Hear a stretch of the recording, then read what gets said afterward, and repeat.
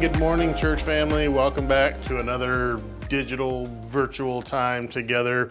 Glad that we can meet together. I know some of you are meeting with us right now as this video is premiering. It's Sunday morning, so good Sunday morning. I know some of you guys will catch us later on at different times. Hey, make sure you share these videos as well so other people can see them and watch them, and hopefully it brings them a little bit of comfort, wisdom, knowledge as well.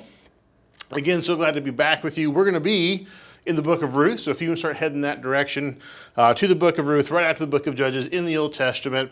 While you're turning there, a couple quick announcements. It seems like things have been kind of slow, right? And it's been weeks and weeks since we've been able to be together and do things together. Well, that's coming to an end, hopefully. And so things are picking up. There's things on the schedule for the month of May. Just so you guys are aware, coming up the 20th, that's going to be this coming Wednesday from 6:30 to 8.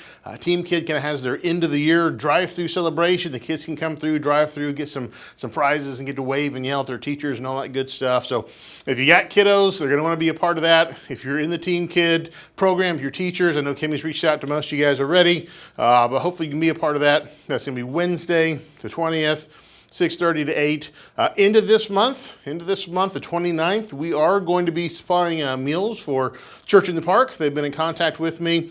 We're putting together to-go meals, so we're going to get a little creative. We're put some meals together that people can take with them and go and enjoy that meal. So we're going to have a meeting, discuss that. If you want to be a part of putting those meals together, comment below. Message Pastor Matt, whatever you want to do there, get a hold of me. Let me know. More information will be coming about that. And then, finally, the end of this month, fifth Sunday, the 31st, our goal, our plan is to have a fifth Sunday service on the lawn. I think we should do it maybe luau style, wear your Hawaiian shirts, right? And so we're going to do that Sunday morning. More details are coming. We're kind of watching the weather as well. But Sunday, the 31st, it's our hope, it's our goal, it's our passion, right, to be back on campus. And then in the month of June, we'll be back as well inside the building. More information is coming about that, so just kind of stay tuned. So, wanted to give you those announcements while you were turning there, while you're getting to the book of Ruth. Just so you guys know, maybe you can be excited with me, but things are kind of getting back to normal, or whatever normal is, but at least they're getting back to where we can see each other. That's what I'm excited about. So in the book of Ruth, last week we started this. Hopefully you were able to see that video. We kind of did an overarching overview of what Ruth's going to be about, and really it's the whole theme of Scripture and the whole theme of the Old Testament. And we talked about how Ruth really isn't just a sideshow or a cute little side story. It's important, right? It plays in to God's plans and purposes for all of humanity. And so hopefully you had a chance to walk through that with us. We talked a little bit about the setting. We talked about the characters. Talked about the kind of the overall theme, and those words and those things are going to come back up, especially today. So hopefully you had a chance to watch that with us. One thing I didn't get to mention last week, because I'm trying to keep it kind of short. I know Pastor Matt doesn't do short very well, right? But one thing I wanted to mention before we jump right into chapter 1 is that in the story of Ruth, there is no kind of overt happenings of God showing up. Right? So what do I mean by that? Well, remember the setting, and this is the end of Judges, very last verse of Judges, and the book of Ruth comes next. You see it there on the screen. It says, "In those days there was no king in Israel. Everyone did what was right in his own eyes." So again, the setting is kind of a chaotic one. The setting is one where people are just out there kind of doing whatever seems good and right to them. And what we've seen in the past is when God's been guiding his people, like he shows up, like kind of physically in a tangible way. Even in the book of Judges, like with Gideon, right? And the angel shows up and the whole fleece being wet and not wet and that kind of thing. And with Joshua, right? You had that pre-incarnate Christ that shows up like that shimmering soldier, right? And they have that conversation. And you go all the way back to like Moses, and you had burning bushes and all these things. And even with Abraham, right? You had God being like in the story, right? For Ruth, God is not one of the characters, I guess you could say. In a sense, God's not going to show up in ways that he showed up in the past. But what I want you to know, and the reason we're starting this way, is that God absolutely is at work. And when things seem kind of crazy, when things maybe seem lawless, when the world seems like it has spun out of control, right, and you go, if God would just show up, right? If the skies would just split open, if shiny angels would show up and tell us what to do. Truth is that God's work, God's will, his purpose and his plan it's always going forward. It's always marching on. And that's kind of another kind of hidden theme inside of the book of Ruth. And that's why I wanted to start right there. Just so you know, as we get through this and we're reading this, like, well, this is a kind of that love story. We got these characters. Well, where's God? Well, God is definitely at work in the story, in the book of Ruth. So just want to kind of start off that way, even kind of a quick review of where we've been. But I want to jump right in. Our goal this morning is to make it through the whole chapter of chapter 1 here. So Ruth chapter 1, and we're going to pick out just some things that we can see and maybe learn and apply from the lives, and really starting out from the lives of Naomi and Ruth. That's going to be the two main characters that we see in chapter 1. So let's jump right in, right? Ruth chapter 1. And I want to start out by talking about the new normal. I know that's a phrase you guys have probably been hearing over and over again, but let's read the first 5 verses, and then we're going to talk about the new normal that's being established here in Ruth chapter 1. So we read this verse last week. Here we go. Ruth chapter 1, verse 1 says, "In the days when the judges ruled, there was a famine in the land, and a man from Bethlehem in Judah, together with his wife and 2 sons, went to live for a while in the country of Moab. The man's name was Elimelech, his wife's name Naomi, and the names of his 2 sons were Mahlon and Chilion. They were Ephrathites from Bethlehem in Judah. And they went to Moab and lived there. Now Elimelech, Naomi's husband, died, and she was left with her 2 sons. They married Moabite women, one named Orpah and the other Ruth. After they had lived there about 10 years, both Mahlon and Chilion also died. And Naomi was left without her 2 sons and her husband." All right, so what a way to start a story, right? And so here we go, very first 5 verses, chapter 1. We see that the setting is kind of being put in place. And we talked about this a little bit about, in the book of Judges, and we're also talking about in Moab and different places. But personally for the character, and for Naomi and for Ruth, here is their normal. Here is now where and how they're operating. You see in the first 5 verses, there is a lot of movement and change, and there is a lot of loss, right? And there is kind of new normals being established. And again, maybe you saw this week, I posted on Facebook, kind of talking about this idea of a new normal, right? Everyone's talking about new normals. What is a new normal? What's the new normal now? You think about what the old normal was. Like once upon a time, we used to get up every morning and go to work, right? And we get to work and we could shake people's hands and hug people, and then that was okay. And there used to be a time you could go into a restaurant and sit down, right, and eat your food sitting at a table, right? It's crazy, okay? There used to be a time where you would sneeze and someone would say, "Bless you." Right? Now you sneeze and people run and they scream and they're in fear. Okay? So the new normal it's kind of different for us as well, right? So some new things have been established. And so you think about what's going on here with Naomi and Ruth in this story. This kind of adds to that setting. It adds to the mindset and heart set of the characters. Here's her new normal, right? As the story starts out, okay, Naomi specifically, she belongs to Bethlehem, Judah, right? They're Ephrathites, okay? And so this gives them identity, right? And that's going to come up later in the chapter as well. So they have a place, and they're God's people, and they have that identity. And she's married, right? And that's going to be important culturally in this time for women to be married, okay? And we'll kind of get to that again more here in just a minute. So she's married, she has identity, she has sons, which is huge, again, in this culture for women to have children. But it also meant, not only did you have those children, which you love, okay? But you had legacy and you had security. So to be married and to have especially sons meant that she was kind of secure in being provided for, taken care of, having that name, having that image.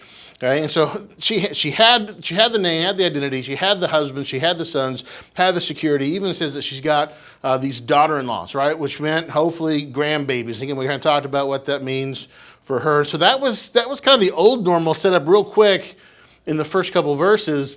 But it turns very quickly by the end of those verses we read. By the time we get to verse 5, right? Here's the new normal that Naomi, and then by proxy, Ruth is living in as well, right? She is in Moab, which is not her homeland. It's not where God told them to be, right? Her husband has died.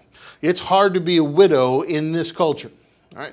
It's especially hard for her because not only did her husband die, but her sons died as well. So really what that means for her is there is a removal of provision and security. And now she's in a foreign land. She has no husband. She has no son. She has no security. And she also has these two daughter-in-laws that she's kind of, I wouldn't say stuck with, right? But she has these two daughter-in-laws that she was not really ever meant on alone to have to take care of, but they're tied to her now. And they've left their family, they've joined her family, and so she's responsible for these two other ladies as well. So here's the new normal that Naomi and Ruth are having to operate in. And it's a normal that's really marked by loss, right? It's marked by lack, right? Where's the provision? Where's the security going to come from?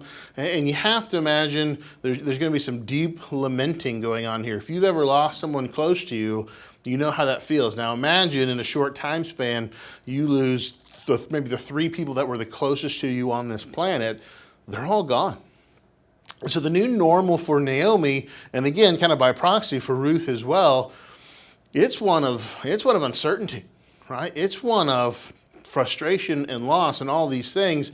And so as the story starts out, we kind of understand of where these characters are coming from. And I think especially now with what's going on, we can all identify with this in some way. All right? As the normal changes around us, we got to respond to that. We react to that. We're going to see some decision making coming up here in just the next point.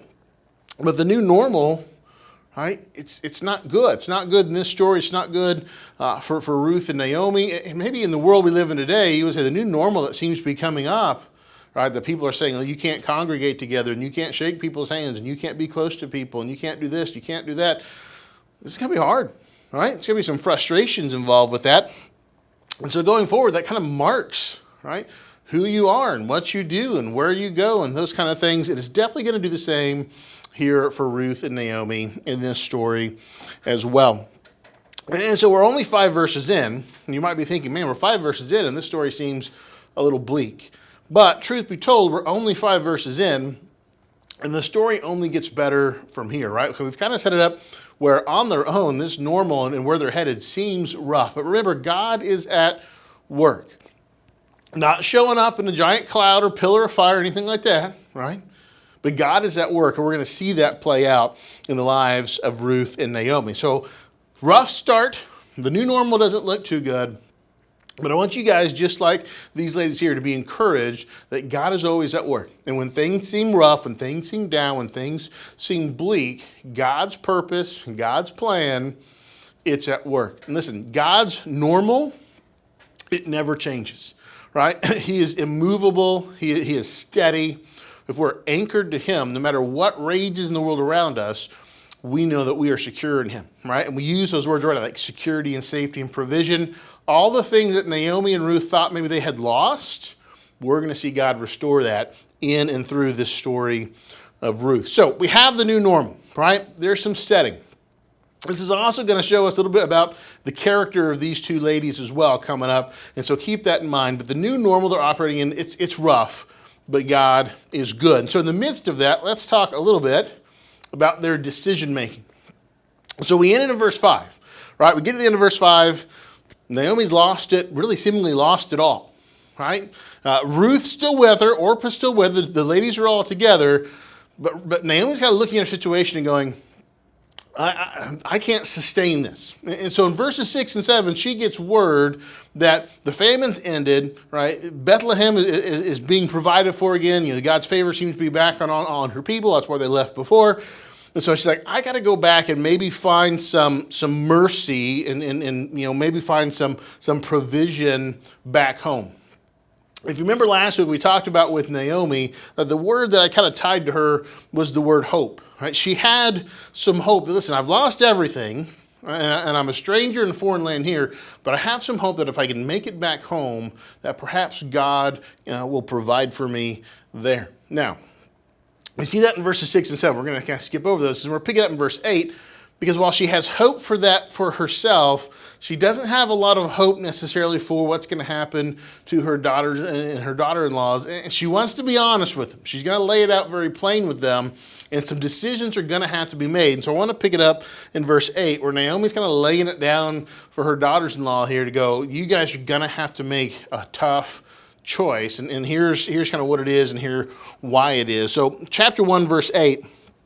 It says, Then Naomi said to her two daughters-in-law, Go back, each of you, to your mother's home. May the Lord show kindness to you, as you have shown to your dead and to me.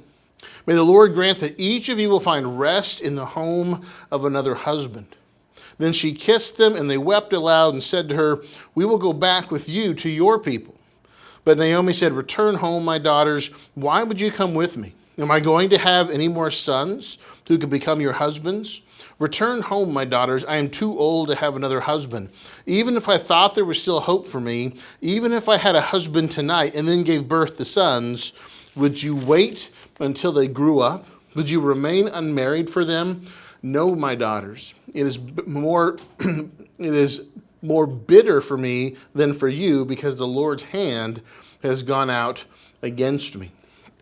All right, so here's kind of what Naomi lays down for these two ladies, Ruth and Orpah. She says, listen, I'm going to go back and I'm going to seek some mercy. I'm going to have some hope that maybe God will provide for me, but I can't make any declarations, or I can't make any promises for you guys that if you come with me, that there'll be anything better necessarily in Bethlehem than there is here. She said, hopefully, maybe, here's your hope, that you could go and maybe get remarried, that you could go and perhaps find another husband, or even go back to your families from which you came from, and in those families, find some of your security. She's like, that would be your hope. And she even kind of lays it out for them and says, listen, the only hope that you would ever have with me is that if somehow I got married, had a son, he grew up, and you could marry him. And she's kind of referencing the Jewish custom that, if there was a son who died and who had a wife, that wife would marry a younger brother or someone in the family.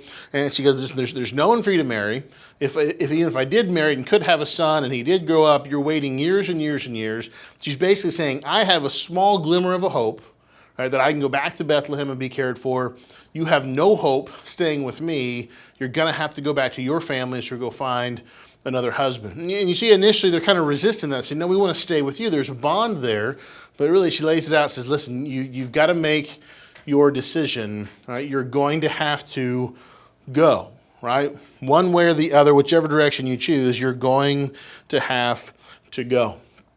And so what's interesting here for these two ladies is you have decisions that need to be made. And you're going to see two very different decisions, because they're two very different ladies.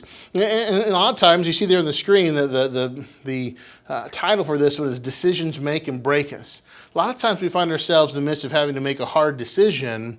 And hard decisions sometimes kind of turn us into hard people, right? Hard times make for hard decisions, which can make for hard people. And I'm sure if you're watching this, if you've been on this earth any length of time, you've run into a moment where you've been kind of laid out the facts and say, you got to make a choice. You got to go this way or that way, right? This is kind of a fork in the road, and you're going to have to choose. You look down, each way maybe as far as you can and try to figure it out, but you can't keep going the way you're going. And you can't come with me.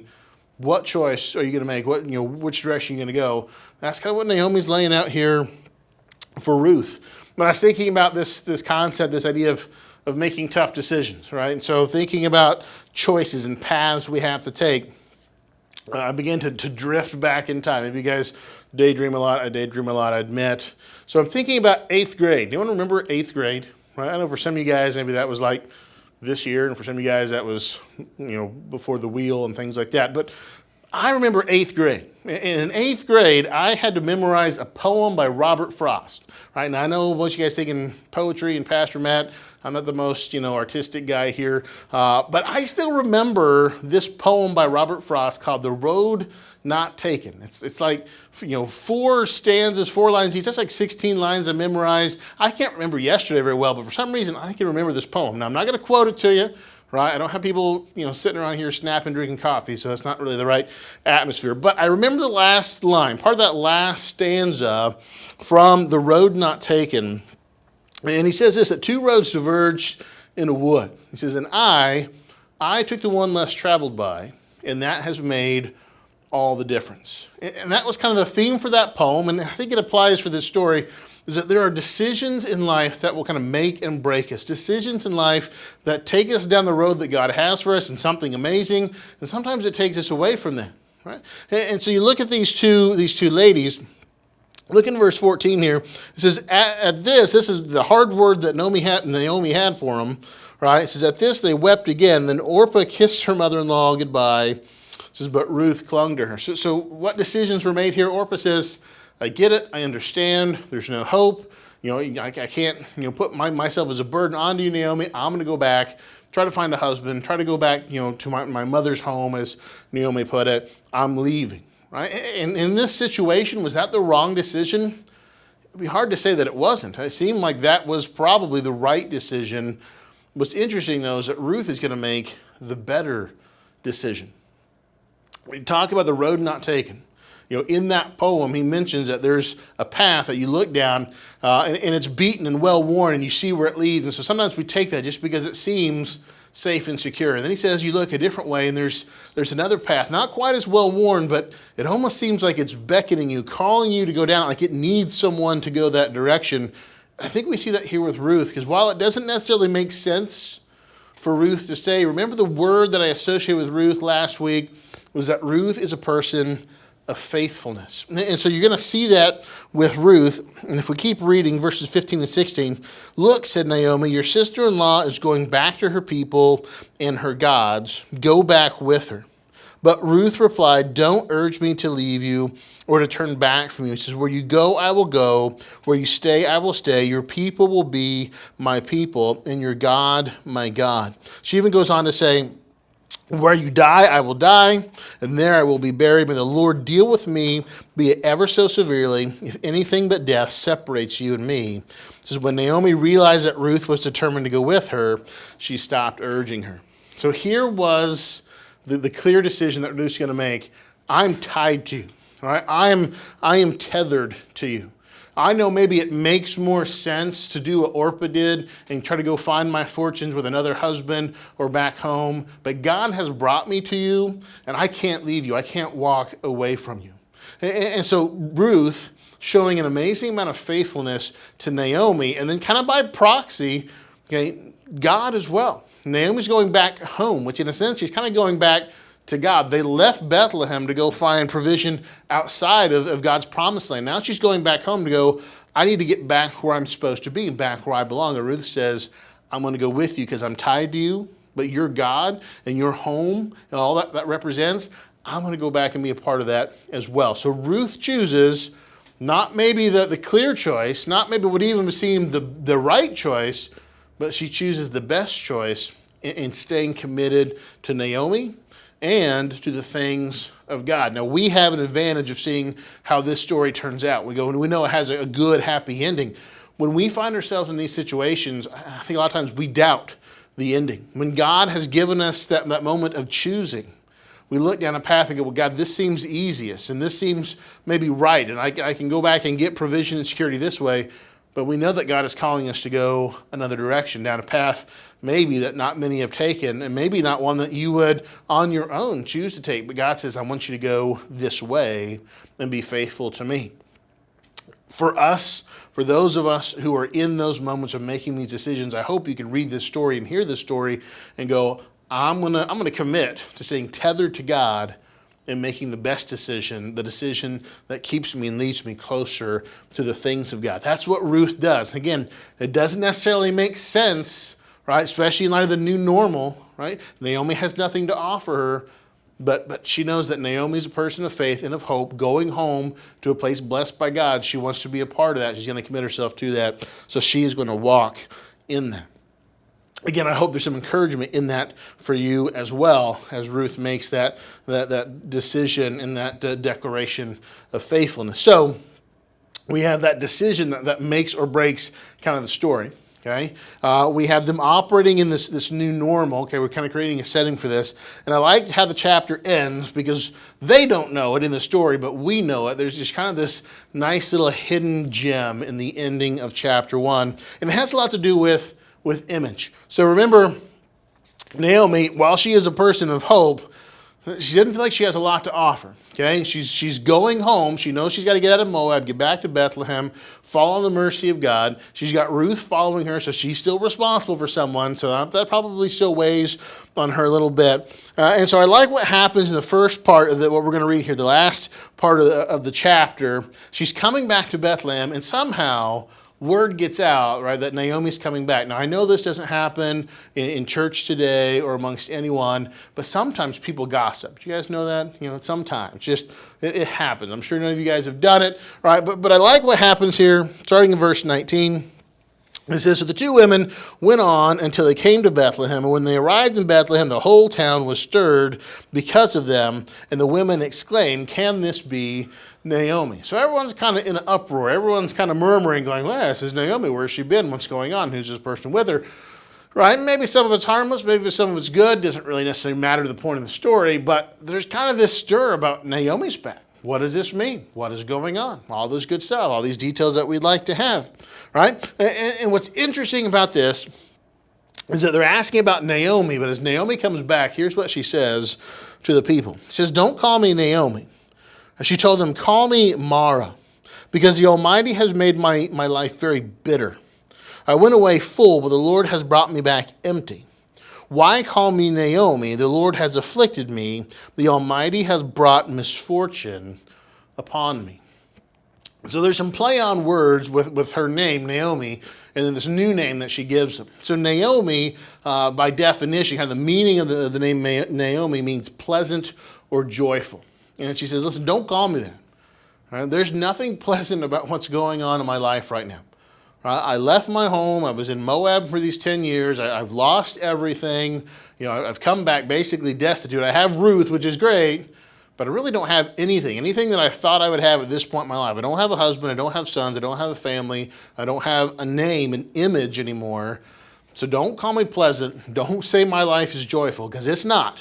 In fact, call me Mara, because life is bitter, right? Life is terrible, right? Don't even try to pretend like I got anything good going on. So my life is bad, right?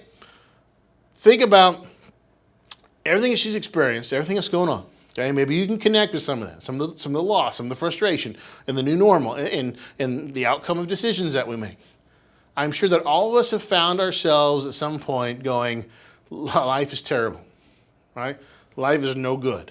Don't even pretend like God loves me, or don't even pretend like everything's okay. I don't know what's going on. I don't feel like God knows me anymore. I feel separate. I feel isolated. I feel alone. These are all the things that Naomi are saying. And basically, you kind of re-image yourself, rebrand yourself as totally lost, frustrated, isolated, alone, angry, and bitter. And I'm going to imagine at some point, in some way, you can identify with that. All right, we call ourselves Christians, we call ourselves Christ followers, but if you're honest, you've probably gone through periods where you're like, I don't feel like I'm connected with Christ. I don't feel the presence of God. I don't know how to hear him anymore. You've probably asked these questions. You've probably cried this stuff out. This is what Naomi is going through. She says, my life is empty, right? God is against me. Everything's desolated. This is my life is a dry and weary land. I have nothing. So don't call me Naomi. Don't call me joyful. Don't try to say anything good. Just let me be alone and tired and frustrated and wallow in some self-pity. Call me Mara. Now, the very last verse speaks to that. She doesn't know it. We know it because we get to read the whole story. But look at verse 22. It says, so Naomi returned from Moab, accompanied by Ruth the Moabitess, her daughter-in-law, arriving in Bethlehem as the barley harvest was beginning. So Ruth and Naomi come back. They are alone, empty, tired, dry, weary, whatever words you want to use. In their minds, their image, right, who they are, their names are things like Mara, which means bitterness. But here's that last verse that's going to be our segue in connection to the rest of the story. This is they come back and the barley harvest is coming in. what would that represent? Well, the harvest is going to represent provision and plenty and good. And our God is a God of harvest. He is constantly at work. He is constantly protecting and providing and watching out for his children. He's leading us and guiding us, even when we feel a lot more like Mara than Naomi. There is a harvest waiting.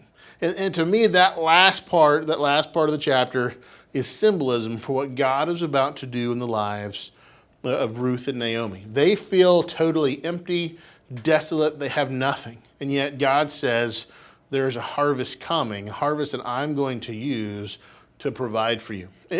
Hey, so I'm excited. I'm glad that we made it through that first chapter of Ruth. And again, excited to be in that second chapter, Lord willing, next week. And again, remember, we've got our 5th Sunday coming up. We're going to be back together soon. I'm excited for that. So in the meantime, love you guys. Hope you have an amazing week. If you need something, make sure you're contacting your deacons or myself. We want to stay in touch and meet any needs that come up.